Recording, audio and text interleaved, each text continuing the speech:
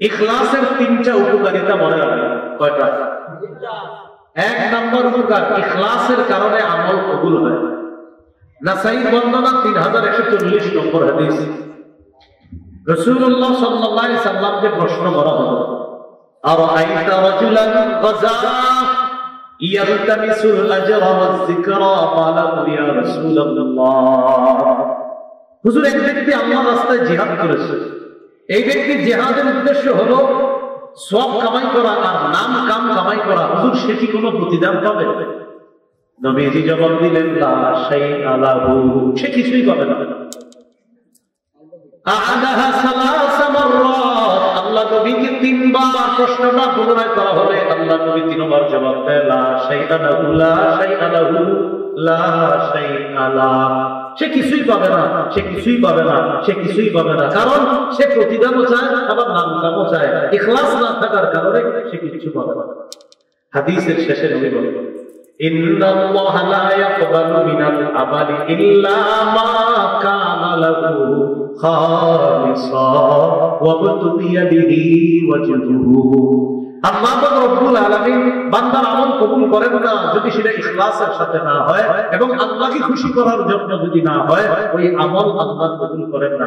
ভাই, আমি আপনি যত নামাজ পড়ি, ইবাদত করি, রোজা রাখি, সুবহানাল্লাহ আলহামদুলিল্লাহ পড়ি, কাউকে এক কাপ চা পান করাই, ইখলাসের সাথে যদি হয়, প্রতিটা ইখলাস ওয়ালা আমলের প্রতিদান পাবে। তাহলে ইখলাসের কারণে আমল কবুল হয়। ইখলাসের 2 নম্বর উপকার, ইখলাসের কারণে সওয়াব পাওয়া যায়। বলেন সুবহানাল্লাহ। একটা হলো আমল কবুল হওয়া, আরেকটা সওয়াব পাওয়া। সহিহ বুখারী বর্ণনা 56 নম্বর হাদিস। সাদ ইবনে ওয়াক্কাস আল্লাহ রাসূল বলেন, ইন্নাকা লান তুনফিকা নাফাকাতান তাবতাগি বিহা ওয়াজহাল্লাহ ইল্লা উজিরতা আলাইহা।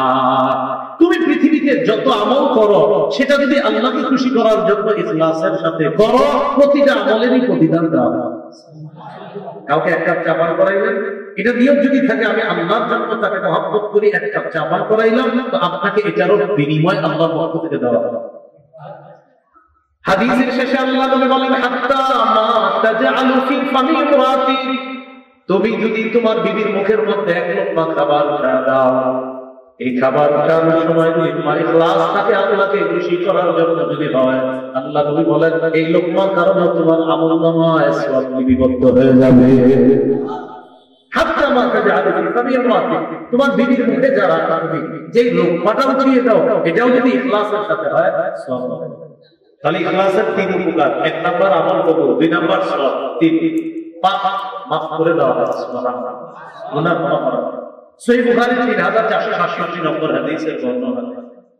এই হাদিসের মধ্যে আছে, قال رسول الله صلى الله عليه وسلم بينما كلب يطيف برقيا, একবার একটা কুকুর কূপের পাশে হাঁপাইতেছে, পিপাসার যন্ত্রণায় কুকুরটা কূপের পাশে এইভাবে বারবার প্রদক্ষিণ করে, কাদা ইয়াকতুলুহুল আস, পিপাসার কারণে তার মারা যাওয়ার উপক্রম। কুকুরটা বারবার জিহ্বা বের করতেছে, মারা যাবে যাবে অবস্থা। রাআতহু বাগিয়ুম মিন বাগায়া বনি ইসরাঈল, বনি ইসরাঈলের একজন ব্যভিচারিণী নারী কুকুরটাকে দেখছে, কষ্ট পেয়েছে। ফানাযাআত মুকাআহা, ওই নারী তার মৌজা খুলছে, খোলার পর মৌজা দিয়ে পানি উঠায়া সাকাতহু, কুকুরকে পানি পান করাইছে। আল্লাহ রাসূল বলেন, ফাগফিরা লাহা বিহি, এই আমলের কারণে তাকে মাফ করে দেন। সুবহানাল্লাহ, ইখলাস ওয়ালা আমলের কারণে ক্ষমা করে দেন। এই হলো ইখলাসের 3 উপকার আমরা জানলাম। বলেন তো আমরা কয় মাধ্যমে ইবাদত করি? 1 নাম্বার কলব দিয়ে, কলবের একটা ইবাদত লা ইলাহা ইল্লাল্লাহ অন্তরে ধারণা করা, কলবের আরেকটা ইবাদত ইখলাস, কলবের আরেকটা ইবাদত বিশুদ্ধ নিয়ত পরিপূর্ণ করা। কি নিয়ত? বিশুদ্ধ নিয়ত। সহিহ বুখারীর 1 নম্বর হাদিস, ওমর ইবনুল খাত্তাব রাদিয়াল্লাহু তাআলা আনহু বর্ণনা, তার থেকে আলকামা ইবনে ওয়াক্কাস আল-লাইসি বর্ণনা করেছেন। আলকামা ইবনে ওয়াক্কাস আল-লাইসি ওমর ইবনুল খাত্তাব থেকে, ওমর ইবনুল খাত্তাব মিম্বরে দাঁড়িয়ে হাদিসটা বলেছেন, রাসূলুল্লাহ সাল্লাল্লাহু আলাইহি সাল্লামকে আমি বলতে শুনেছি, ইন্নামাল আ'মালু বিন্নিয়াত, নবীজি বলেছেন আমলের প্রতিদান দেওয়া হয় বিনিয়াত, বিশুদ্ধ নিয়তের কারণে। নিয়ত যদি বিশুদ্ধ হয় তাহলে আমলের প্রতিদান পাওয়া যায়। তাহলে বিশুদ্ধ নিয়ত এটা অন্তরের আমল। একটু আমার সাথে যদি বলেন তাহলে মনে থাকবে বিষয়টা। বলেন, বিশুদ্ধ নিয়ত বলা ছোট ইবাদত আল্লাহর কাছে বড় হয়ে যায়। বিশুদ্ধ নিয়ত ছাড়া বড় ইবাদত আল্লাহর কাছে ছোট হয়ে যায়। কি শিখলাম? বিশুদ্ধ নিয়তের কারণে ছোট ইবাদত বড় হয়ে যায়, বিশুদ্ধ নিয়ত না থাকার কারণে বড় ইবাদত ছোট হয়ে যায়। একটা কিতাব আছে ইবনে রজব হাম্বলির লেখা জামিউল উলুম ওয়াল হিকাম, 1 নম্বর খণ্ড 13 নম্বর পৃষ্ঠা। আব্দুল্লাহ ইবনে মুবারক রাহমাতুল্লাহি আলাইহির বক্তব্য, তিনি বলেন, রুব্বা আমালিন সাগীরিন তুআযিবুহু নিয়্যাত ওয়া রুব্বা আমালিন কাবীরিন তুসাগগিরুহু নিয়্যাত। আব্দুল্লাহ ইবনে মুবারক রাহমাতুল্লাহি আলাইহি বলেন, এমন অনেক ছোট ছোট আমল তুআযিবুহু নিয়্যাত, বিশুদ্ধ নিয়ত ওই ছোট আমলটা অনেক বড় বানায় দেয়। বিশুদ্ধ নিয়ত ছোট আমলটাকে বড় বানায় দেয়। ওয়া রুব্বা আমালিন কাবীর তুসাগগিরুহু নিয়্যাত, অনেক বড় বড় আমল নিয়ত অশুদ্ধ হওয়ার কারণে ছোট হয়ে যায়। নাউযুবিল্লাহ। 1 টাকা ইখলাস ওয়ালা, 1 কোটি ইখলাস ছাড়া ওই 1 টাকা ইখলাস ওয়ালা আল্লাহর কাছে বেশি দাম। সুবহানাল্লাহ। 1 কোটি ইখলাস ছাড়া এটা দামি না। আল্লাহ আমাদেরকে কথাগুলো বুঝার তৌফিক দান করুন। তবে বিশুদ্ধ নিয়ত এটা অন্তরের ইবাদত। অন্তরের আরেকটা ইবাদত ফিকির করা। বলেন, সুন্দর চিন্তা ভাবনা করা। বলেন তো, শব্দ বুঝে বুঝে চুপচাপ থাকবেন। এই আসমান খুঁটি ছাড়া কে বানাই? এই জমিন এত বড় বিছানা কে বানাই? চিন্তা করে।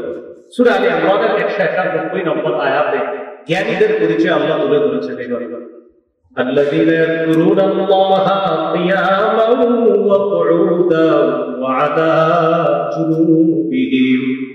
আল্লাহ বলেন, জ্ঞানী তারা যারা দাঁড়িয়ে আল্লাহকে স্মরণ করে, বসে বসে স্মরণ করে, ওয়া আলা জুনুবিহিম, যারা শুয়ে শুয়ে আল্লাহর জিকির করে, ওয়া ইয়াতাফাক্কারুনা ফি খালকিস সামাওয়াতি ওয়াল আরদ, যারা আসমান জমিনের সৃষ্টি নিয়ে চিন্তা করে, করার পর বলে, রব্বানা মা খালাকতা হাযা বাতিলান সুবহানাক ফাকিনা আযাবান নার।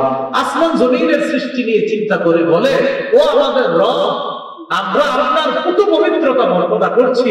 এই আসমান আর জমিন আপনি অনর্থক সৃষ্টি করেন নাই, আমরা আপনার কত পবিত্রতা বর্ণনা করছি। আমাদেরকে জাহান্নামের আগুন থেকে, আগুনের আযাব থেকে আমাদেরকে আপনি রক্ষা করুন। তাহলে ফিকির করা অন্তরের ইবাদত। বসে বসে ভালো ফিকির চিন্তা ভাবনা করা এটা আত্মিক ইবাদত।